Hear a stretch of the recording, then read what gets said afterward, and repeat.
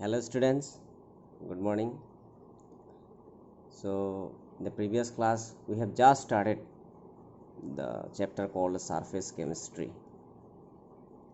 So we have little bit studied about the adsorption as well as the absorption. So I repeat it again that adsorption means the accumulation of a molecules or substance on the surface of the another substance is called the adsorption. So in adsorption there is two terms called adsorbate and adsorbent. The substance which adsorbed on the surface of the adsorbent is called adsorbate, and the substance which adsorbed on its surface it's called the adsorbent. তো adsorption মানে কি, মানে জমা হোৱা কিছুমান molecule আৰু এটা সাৰফেসত জমা হোৱা যি মলিকুলবিলাক জমা হ'ব তাক কোৱা হ'ব adsorbate, আৰু যিটো মলিকুল সাৰফেসৰ ওপৰত জমা হ'ব তাক কোৱা হ'ব adsorbent. তো এইটো আছিল এডজৰ্পশ্যন আৰু তাৰ উল্টাটো আছিল ডিজৰ্পশ্যন, মানে ৰিমুভ কৰা প্ৰচেছটো. তো আমি তাৰপিছত এবজৰ্পশ্যনো পালোঁ. এবজৰ্পশ্যন মানে শুহি লোৱা, ইকুৱেলি ডিষ্ট্ৰিবিউটেড. তাৰপিছত আমি ফিজিকেল এডজৰ্পশ্যন পালোঁ, কেমিকেল এডজৰ্পশ্যন পালোঁ. ফিজিকেল এডজৰ্পশ্যনত যেনে এণ্টালপি এডজৰ্পশ্যন কম থাকে, কেমিকেল এডজৰ্পশ্যন বেছি থাকে. কেমিকেলত কি থাকে, এডজৰ্বেট আৰু এডজৰ্বেণ্টৰ মাজত এট্ৰাক্টিভ ফ'ৰ্চটো বেছি থাকে. আচ্ছা, তো এতিয়া এডজৰ্পশ্যন কি কি ফেক্টৰৰ ওপৰত ডিপেণ্ড কৰে আমি ডিছকাছ কৰিলোঁ. Adsorption depends upon the four factors. Generally it's the nature of the adsorbate. That means if the gases or the molecules is easily liquefiable, then it is easily adsorbed on the surface of the adsorbent. And it is also depend on the nature of the adsorbent also. If the adsorbent is finely powdered, that means ekdom picky, for example say nickel powder, charcoal powder, they can easily adsorb, because if it is finely divided its surface area will be increases, and if its surface area increases then the adsorption power will be also be increases. So third factor is temperature. So since adsorption is a exothermic process, that means according to the Le Chatelier principle, যদি টেম্পাৰেচাৰটো দিয়া হয় তেনেহ'লে কি হয়, temperature increase কৰিলে কি হ'ব, adsorption কমি যাব. তাৰপিছত আৰু এটা আছিল যে pressure. It depends also on the pressure, because when pressure increases adsorption increases. So the curve, a plot is drawn against the pressure as well as the amount of gas adsorbed per adsorbent is called the adsorption isoderm. মানে amount of gas adsorbed per unit of adsorbent against a pressure, এইটো এটা plot graph আছে আৰু এই প্লটটো কোৱা adsorption isoderm. So এই আইসোডামটো ফ্ৰেমলিক বোলা সাইণ্টিষ্টে 1909ত এইটো ডিস্কভাৰ কৰিছিলে, আৰু এটা ফৰ্মুলা আছে which is the relationship between the quantity of gas adsorbed by unit mass of solid adsorbent and pressure of a particular temperature. মানে suppose 1 gram adsorbentত adsorb হৈছে, so 1/1 against pressure, যিটো ইকুৱেশ্যন থাকিব এইটো ফ্ৰেমলিক equation বুলি কয়, আৰু এই টাৰ্মছটোক এই গ্ৰাফটোক কোৱা হয় adsorption isoderm. So you see this is the relation between the empirical formula, relation between the x means the amount of gas adsorbed and m means the amount of the substance that has which is the adsorbent is equal to kp to the power half n greater than 1, where p means pressure, k means constant, n is also a constant.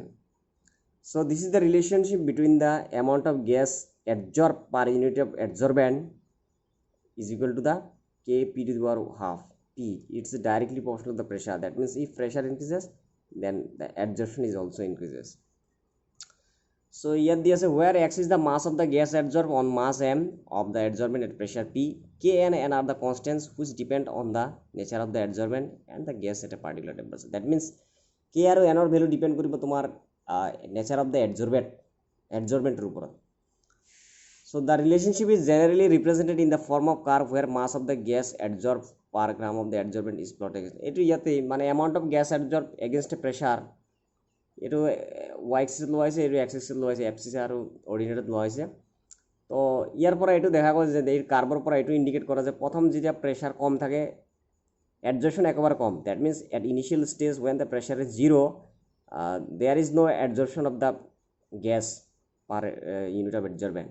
But if when it is increases the pressure gradually, যেতিয়া pressure বাঢ়ি আছে লাহে লাহে দেখা গ'ল যে adsorptionটো বাঢ়ি গৈ আছে, ওপৰফালে গৈ আছে, এডজেশ্যনটো বাঢ়ি গৈ আছে।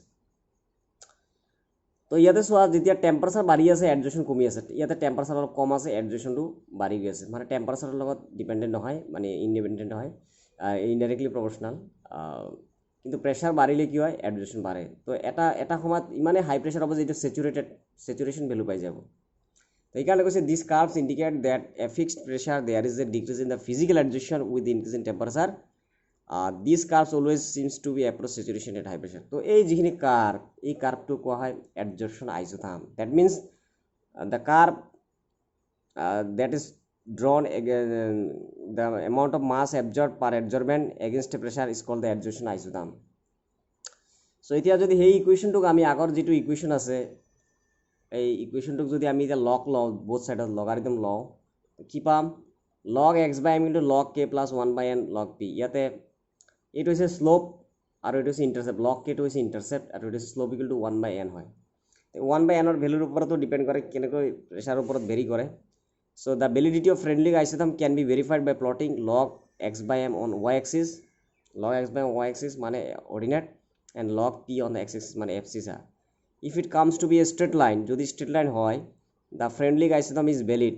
তো এই ইকুৱেশ্যনটো যদি এই কাৰ্ভটো যদি straight line হয় তেনেহ'লে friendly isothermটো valid, নহ'লে invalid হয়। The slope of the straight line gives the value of n. এইটো শ্লোপৰ পৰা আমি তাৰ n ৰ ভেলু উলিয়াই দিব পাৰি আৰু ইণ্টাৰচেপ্টৰ ভেলু লগ কেৰ পৰা উলিয়াই দিব পাৰি। So friendly isotherm explains the behavior of adsorption in an approximate manner. The factor 1 can have values between 0 and 1. মানে 1 ৰ ভেলু n ৰ ভেলু এইটো ফেক্টৰ 1 নহয়, এইটো 1 নহয়, এইটো n হ'ব। n ৰ ভেলু 0 আৰু 1 ৰ ভিতৰত ভেৰি কৰে। তো ইয়াৰ ভিতৰতে আমি ক'ব পাৰি যে প্ৰেছাৰ কেনেকৈ এডজৰ্পশ্যনৰ ওপৰত ভেৰি ডিপেণ্ড কৰে। চ' যেতিয়া 1 by n ৰ ভেলু 0 হয় তেনেহ'লে x by m কনষ্টেণ্ট থাকে, তেতিয়া প্ৰেছাৰৰ লগত ইণ্ডিপেণ্ডেণ্ট নহয়। ডেট মিনছ ইয়াতে চোৱা যেতিয়া 1 by n ৰ ভেলু 0, 1 by n ৰ ভেলু যেতিয়া 0 হয় এইটো মানে পুৰাটো 0, মানে তোমাৰ এডজৰ্পশ্যনটো প্ৰেছাৰৰ ওপৰত ইণ্ডিপেণ্ডেণ্ট হয়। কিন্তু যেতিয়া n ৰ ভেলু 1 হয়, n ৰ ভেলু যদি 1 হয়, তো n ৰ ভেলু 1 হ'লে কি হয়, এইটো 1 by 1 মানে লগ পি, এইটো প্ৰেছাৰৰ ওপৰত dependent.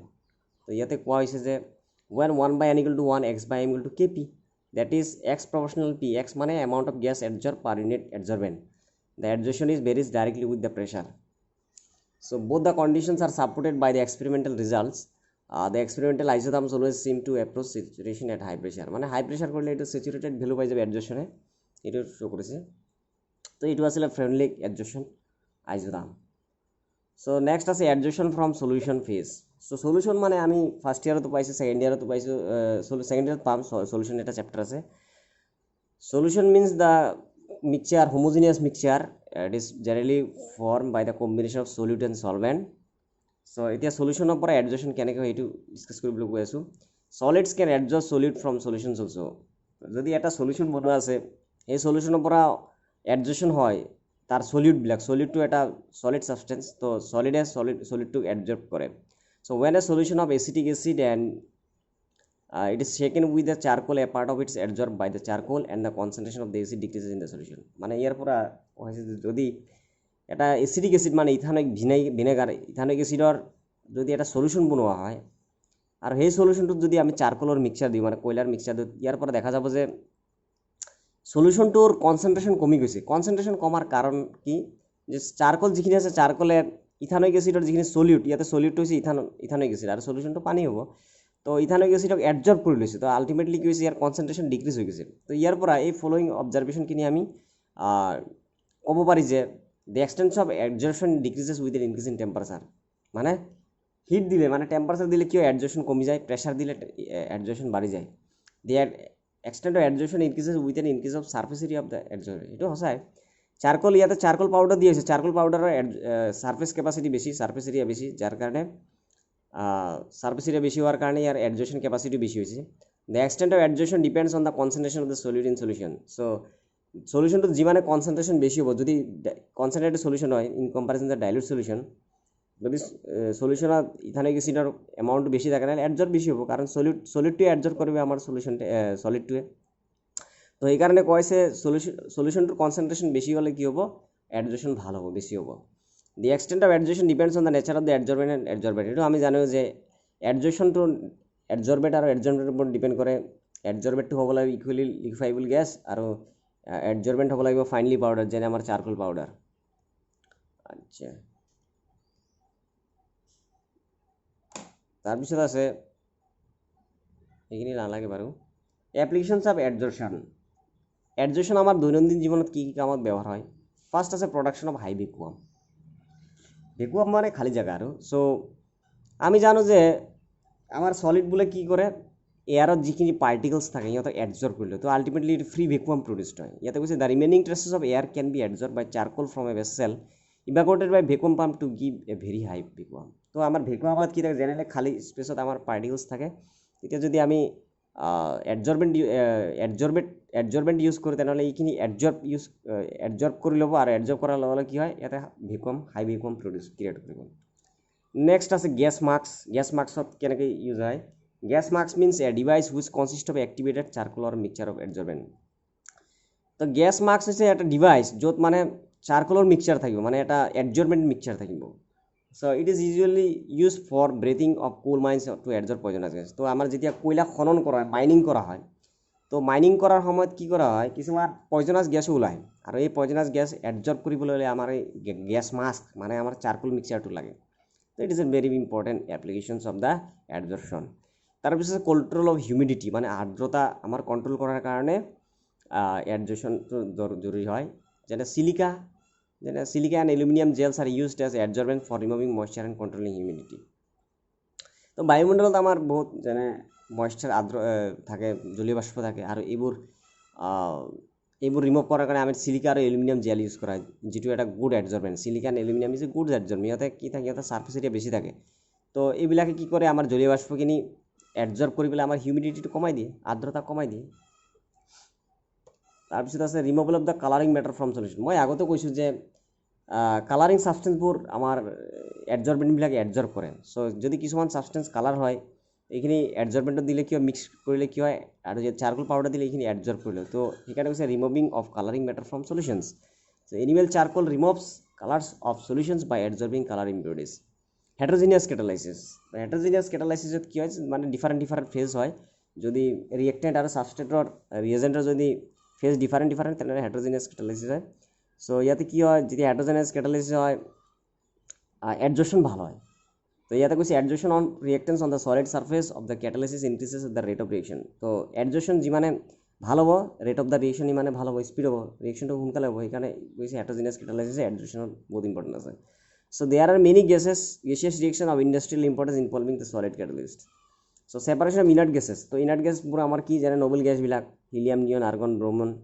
Helium argon neon krypton xenon radon এইবোৰ হৈছে আমাৰ ইনাৰ্ট গেছ তো ইনাৰ্ট গেছ ৰিমুভ কৰাৰ কাৰণেও এডজৰ্পশ্যন প্ৰচেছটো ইউজ কৰা হয় চ' ইয়াতে কৈছে due to the difference in degree of adsorption of gases by charcoal a mixture of noble gases can be separated by adsorption on coconut চাৰকোলৰ different temperatures so' in curing disease আমাৰ বেমাৰ ভাল কৰাৰ কাৰণেও মেডিকেলত এডজৰ্পশ্যন প্ৰচেছটো ইউজ কৰা হয় a number of drugs are use to kill germs by getting adsorb on them so' যিবিলাক জাৰ্মছ আছে জাৰ্মছবোৰৰ কিছুমান মেডিচিন ইউজ কৰি কিল কৰিব পাৰি আৰু সেইবোৰে আমাৰ বডি এডজৰ্ব কৰাত ইউজ কৰা হয় এডজৰ্বেণ্ট দি এডজৰ্ব কৰে চ' ফ্ৰথ ফ্লটেশ্যন প্ৰচেছ ফেনেবন পদ্ধতি যিটো আমি আগৰ চেপ্টাৰটোত পাই আহিছিলোঁ principles of general principles and isolation of elements যে ফ্ৰথ ফ্লটেশ্যন প্ৰচেছ তো ফ্ৰথ ফ্লটেশ্যন প্ৰচেছত কি হয় ছালফাৰ ডৰ ইউজ কৰা হয় ছালফাৰ ডৰখিনি কি কৰা হয় কনচেনট্ৰেট কৰা হয় আৰু এইবিলাক কনচেনট্ৰেট কেনেকৈ কৰিম by using the adsorbent like silica and other earthy matter by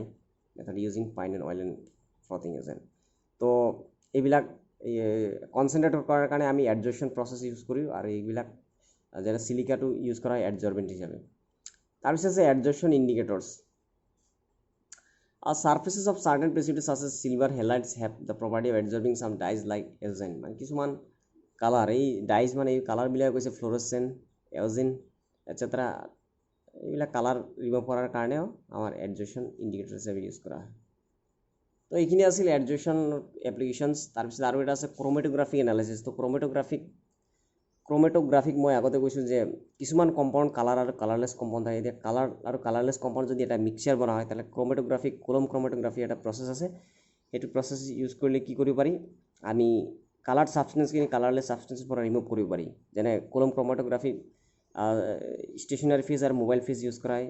stationery ফেজে কি কৰে, মোবাইল ফেজৰ পৰা কালাৰবিলাক এবজৰ্ব কৰি ল'ব আৰু আমাৰ কালাৰলেছ ছাবষ্টেঞ্চখিনি ৰিমুভ কৰি দিব। তো ইয়াতে ছেপাৰেশ্যনত ইউজ কৰা হয়। তো এইটো হৈছে এনালাইটিকেল আৰু ইণ্ডাষ্ট্ৰিয়েল ফিল্ডছত জেনেৰেলি বেছি ইউজ কৰা হয়। যেনে ইয়াতে চোৱা, ইয়াতে কালাৰ আৰু কালাৰলেছ, এইটো হৈছে ক্ৰমেটোগ্ৰাফী। ইয়াতে ডিফাৰেণ্ট পৰ্চনত কালাৰবিলাক এবজৰ্ব কৰিছে আৰু এইটো হৈছে ষ্টেশ্যনাৰী ফেজ দি যায়। এইটো হৈছে ষ্টেশ্যনাৰী ফেজত এবজৰ্ব হৈ গৈছে আৰু মোবাইল ফেজখিনি ইয়াতে তললৈ আহি যায়। তো এইখিনি আছিলে এডজেশ্যনৰ এপ্লিকেশ্যনছ, প্ৰপাৰ্টিজ এটচেট্ৰা। চ' নেক্সট ক্লাছত আমি কেটালাইচিছ ডিছকাছ কৰিম। এইটো এটা ইম্পৰ্টেণ্ট টপিক হয়, ইম্পৰ্টেণ্ট চেপ্টাৰ হয়, ইম্পৰ্টেণ্ট ইউনিট হয়।